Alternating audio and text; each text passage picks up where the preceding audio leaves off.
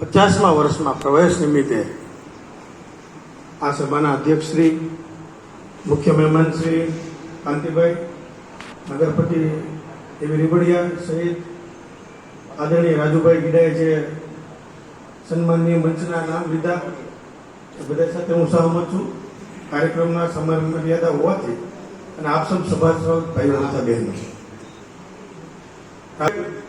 સહકાર વિશે આગામી સમયમાં શું કરવું જોઈએ એ વાત કરી.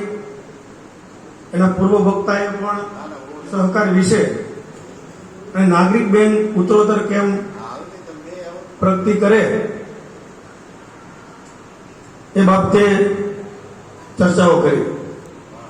ઘણા સભાસદોને બેંકને મંડળી સાથે સરખાવે છે છગનભાઈ, પણ સભાસદોને જાણવું જરૂરી છે કે બેંકની અંદર રિઝર્વ બેંકના એટલા બધા પ્રતિબંધો છે, એટલી બધી એની સૂચનાઓ છે અને એનાથી વિશેષ ઇન્કમ ટેક્સ લાગુ પડે છે. એટલે નફાનો મહત્તમ ભાગ આમાં જતો રહેશે. સહકારી મંડળીની એની છૂટ છે. થોડાક દિવસ પહેલા જૂથ મંડળીની વિનુભાઈ બેઠા છે, જૂથ મંડળીની આપણે સાધન સભા કરી, આપને ઘણી બધી છૂટો છે. નાગરિક બેંકની સ્થાપના જે ઘેગુર વડલો સહકારનો ગણાય એવા આદરણીય અર્જણ બાપાએ કરી. પછી એ બધું પરંપરા ચાલી આવી. અત્યારે રશ્મિનભાઈ છે કે કાંતિભાઈ છે કે શંભુ કાકા છે કે કનુભાઈ પટવાળિયા છે કે છગનલાલ છે કે એવી છે, આ બધી પરંપરા ચાલી આવી છે. સરસ મજાની. પણ એની સાથે સાથે કર્તવ્યનિષ્ઠ કર્મચારીઓ બગસરામાં મારો એવો અનુભવ છે કે જે આપણે કર્મચારી મળે છે ને એ સહકારને સમર્પિત લોકો મળે છે. મિત્રો, કર્મચારી માટે આપણે તાલીઓથી બતાવો શક્ય નથી. આ બધા રાજકીય અને સામાજિક આગેવાનો ડિરેક્ટરો બનતા હોય છે.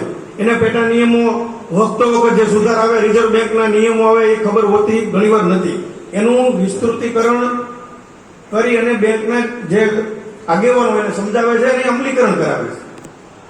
બગસરા જગતમાં મિત્રો સ્વર્ણ કાળ છે. એને આપણે બધાએ સારી રીતે સાચવી લેવો જોઈએ. આપણા મનની અંદર પ્રશ્નો હોય તો લેખિત આપવા જોઈએ. આગેવાનો સાથે બેંકે જઈને ચર્ચા કરી લેવી જોઈએ.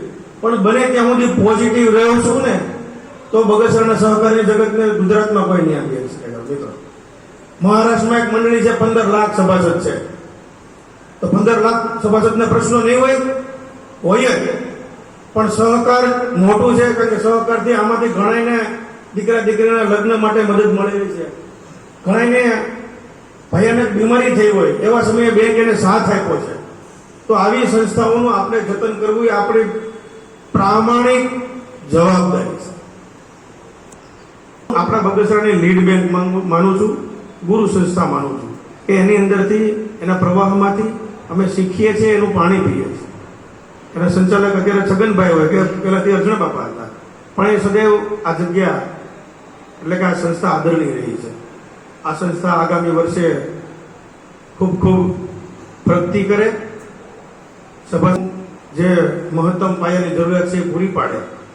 બોર્ડ ઓફ ડિરેક્ટર સક્ષમ છે જ, પરંતુ 50મી વર્ષ જ્યારે ઉજવાતું હોય ત્યારે વિશેષ રૂપે ઉજવાય એમાં અમે પણ અમને નાગરિક બેંક એવી લીડ લે. હું તો કહું 10 કાર્યક્રમ નક્કી કરે, એક કાર્યક્રમ અમને સોંપી દે બેંક, અમે કરશું.